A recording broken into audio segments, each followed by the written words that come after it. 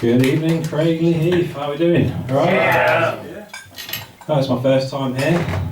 Could be my last time if the gaffer tape doesn't hold. It's quite a unique arrangement, isn't it? A pub and a fucking sex shop over here. Oh dear me.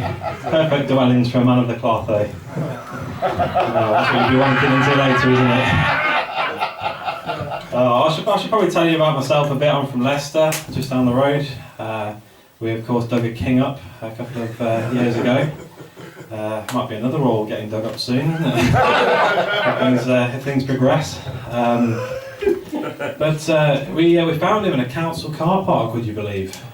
He'd been there for over 500 years. I mean, there's overstaying and there's taking the piss, isn't there, really?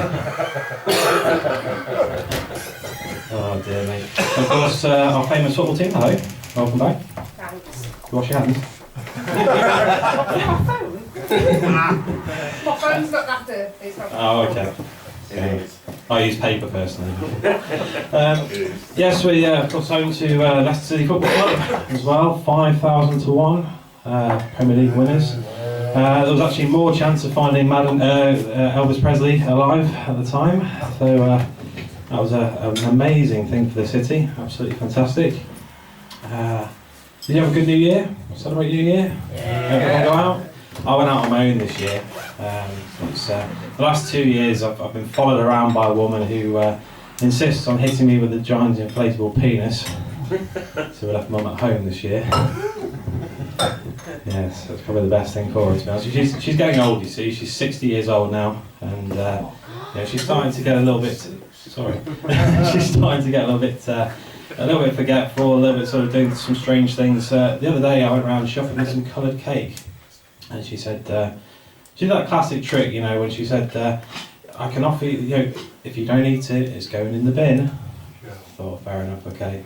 But it was luminous blue, I thought. Took a bite of it, it was vile, right? And then I gave it back to her, I said, look, where are you getting this stuff from? She said, well, any urinal's fine, really. Still taste it now, to be fair. But how do you get around Birmingham? It's absolutely crazy, isn't it? Driving around Birmingham. There's still people in Ford Cortinas with long beards like Tom Hanks from Castaway. Have you seen the turn off for the NEC? Oh my goodness. What else have I got for you? Do you ever drive? Do you have any long distance drivers here, like lorry drivers or car drivers or anything like that? Well, when you're driving along and you're in like a lot of fields and fields and fields and stuff, you get to a desolate area and you think, well, it's probably Coventry. And there's just a random bin there. Like I think three things. First of all, who put that there? Second of all, why did they put that there? And third, and probably most importantly, who changes it? It's in the middle of nowhere, absolutely no. Yeah, you see them on the edge of cliffs. Things like that. I mean, if you're reconsidering suicide, I suppose it's good to keep the mess to a limited. Pop the old note in. I suppose if you are going to jump off, there's sort of a self-cleaning thing at the bottom, isn't there? Really helpful of the environment. I went to a spa the other day. Do you like a spa day? Anyone fan of a spa day? Nice relaxation and everything. Steam room. They do a full English. If you ask them nicely. I went to this spa, it's quite a posh spa, and it's got one of the things called a bucket shower. You see those? It's like a big half barrel full of ice cold water. And I personally call it a fucket shower, right? Reason being, I put my head round, I saw someone pull the chain, went all over them. And I thought, fuck it, I'm not going in there, Jesus Christ. Oh dear. But I went for a massage, and it's interesting. Happy ending. You've got to wait for that. I'll pay extra.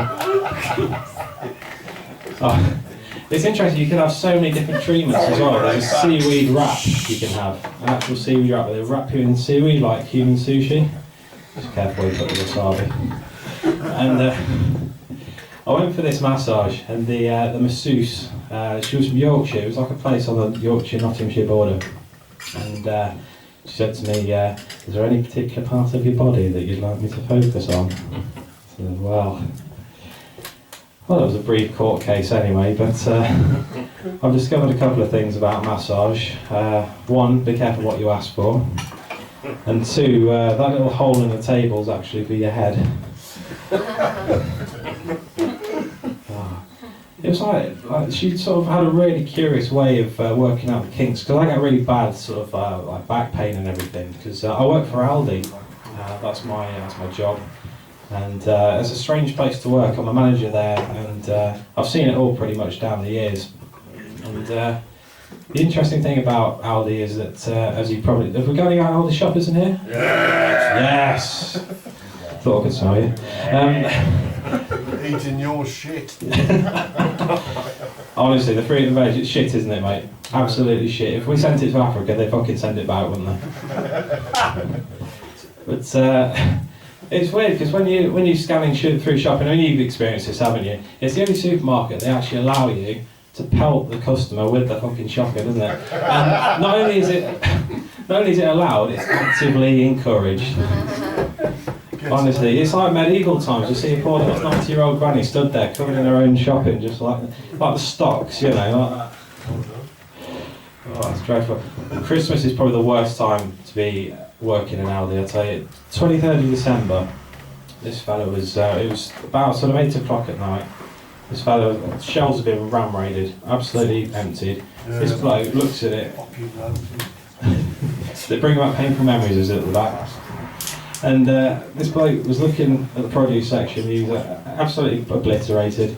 He went, looked me dead in the eye, he went, got any carrots? Oh, no, sorry, no, we were sold out. Thanks for ruining my fucking Christmas.